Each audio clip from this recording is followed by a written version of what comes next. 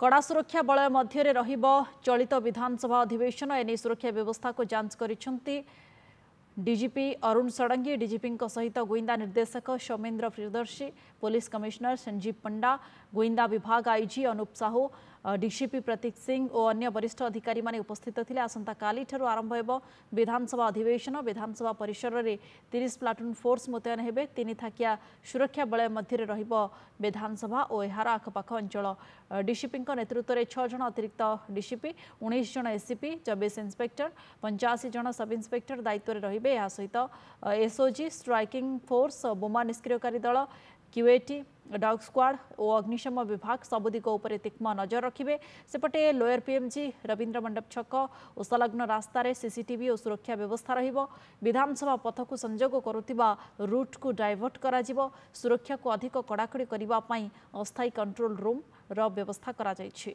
विधानसभा रो 3टी सुरक्षा बलय रहे, ता सहित गोटे आउटर पेरीफेरी जोटा लॉ एंड ऑर्डर ड्यूटी किंबा कौन से एजिटेशन हेले ता पई रहे।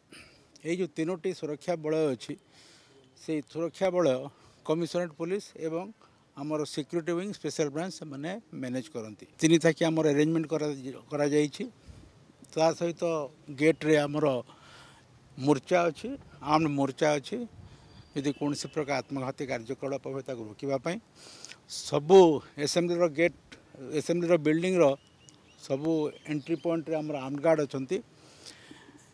या व्यतीत आमर 9टा क्विक रिएक्शन टीम अच्छा, 2टा मोबाइल क्विक रिएक्शन टीम अच्छा जो मान को विभिन्न एरिया दिखाई एसेम्बली चतुष्पार्श्व जोटी से